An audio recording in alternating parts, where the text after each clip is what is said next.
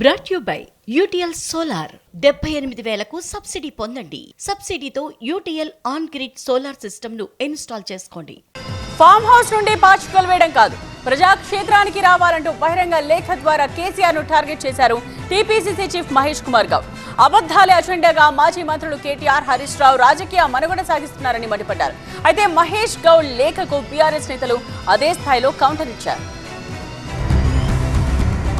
కేసీఆర్ ను టార్గెట్ చేస్తూ TPCC chief Mahesh Goud రాసిన బహిరంగ లేఖ పొలిటికల్ గా కాకరేపుతోంది. లేఖలో అనేక అంశాలను ప్రస్తావిస్తూ కేసీఆర్ పై విమర్శలు గుప్పించారు మహేష్ గౌడ్. తాము మిగులు బడ్జెట్ తో రాష్ట్రాన్ని అప్పగిస్తే బీఆర్ఎస్ తమకు అప్పులతో రాష్ట్రాన్ని అప్పగించిందన్నారు. బీఆర్ఎస్ హయాంలో కేసీఆర్ కుటుంబ సభ్యులకే ఉపాధి వచ్చిందని, కాళేశ్వరం ప్రాజెక్ట్ అయితే కేసీఆర్ కుటుంబానికి ఏటీఎంలా మారిందని విమర్శించారు. మూసీ పునరుజ్జీవంలో అవినీతి ఉందని కేటీఆర్ గగ్గోలు పెడుతున్నారని, మూసీ పునరుజ్జీవం డీపీఆర్ కోసం 150 కోట్ల రూపాయలే ఖర్చు చేశామని గుర్తు చేశారు. తమ పాలనలో ప్రజలు ఆనందంగా ఉన్నారనే విషయాన్ని కేసీఆర్ గుర్తించాలన్నారు. కాంగ్రెస్ ప్రభుత్వంపై విమర్శలు చేస్తున్న కేటీఆర్, హరీష్ రావు, కవితల్ని కేసీఆర్ అదుపులో పెట్టాలని సూచించారు. ఎన్నికల్లో ఓడినా బీఆర్ఎస్ నేతల్లో మార్పు రాలేదని, కాంగ్రెస్ కు అధికారం రావడం ఓర్వలేక అసత్య ప్రచారాలు చేస్తున్నారంటూ ఆరోపించారు.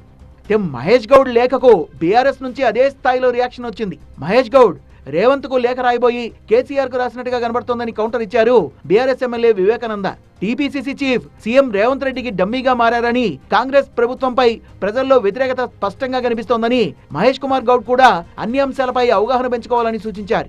6 గ్యారెంటీలు, 420 హామీలపై ప్రజలకు స్పష్టత ఇవ్వాలన్నారు. కేసీఆర్ గారికి స్పష్టత ఇస్తానికి ఈ లేఖ రాస్తున్నానని చెప్పేసి మహేష్ కుమార్ గౌడ్ గారు చెప్తున్నారు. స్పష్టత ఇవ్వాల్సింది కేసీఆర్ గారు కాదు, స్పష్టత ఇవ్వాల్సింది 6 గ్యారెంటీలు, 420 ఏవైతే ప్రామిసెస్ ఉన్నాయో, 420 హామీలు ఉన్నాయో వాటి పట్ల ప్రజలకు స్పష్టత ఇవ్వాల్సిన అవసరం ఉన్నది. ముఖ్యమంత్రి గారికి లేఖ రాసి అడగాల్సిన అవసరం ఉన్నది పిసిసి అధ్యక్షుడు అని చెప్పి నేను వారికి సూచిస్తా ఉన్నాను. రేవంత్ రెడ్డి మెప్పు కోసం మహేష్ కుమార్ లేఖ రాసినట్టుగా ఉందన్న బాల్క సుమన్, అసలు తెలంగాణ సంస్కృతి సంప్రదాయాల గురించి మహేష్ కుమార్ కు తెలుసా అని ప్రశ్నించారు. తెలంగాణ తల్లి చేతిలోంచి బతుకమ్మను మాయం చేశారని, కేటీఆర్, హరీష్ రావు, కవిత ఉద్యమంలో ఉన్నప్పుడు మహేష్ కుమార్, రేవంత్ రెడ్డి ఎక్కడున్నారని ప్రశ్నించారు.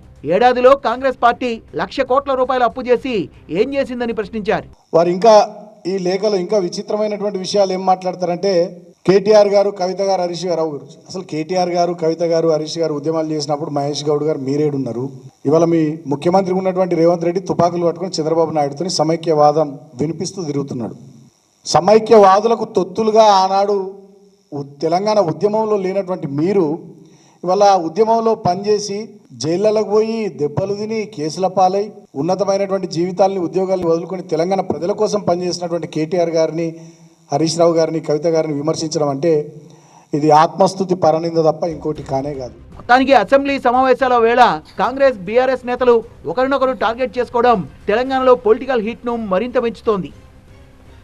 Brought you by UTL solar 78,000కు సబ్సిడీ పొందండి. సబ్సిడీతో UTL on grid solar system ను ఇన్స్టాల్ చేసుకోండి.